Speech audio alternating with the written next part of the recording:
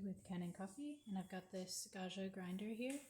So it needed a burr replacement, and it needed to be cleaned, and I also put a new spring in this lever. So I'm just going to show you here. The lever, you can tell it has a spring in there because it bounces back. And then so I replaced the burrs and I calibrated the grinder. So here it is at that finest setting.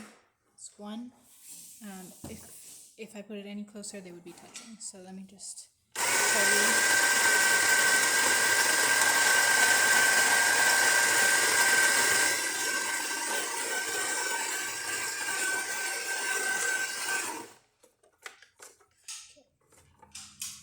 So here you can see that nice fine coffee.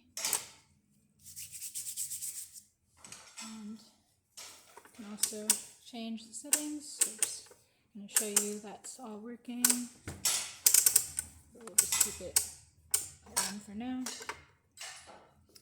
Everything is deep cleaned, took apart the entire machine and wiped everything down, vacuumed it out.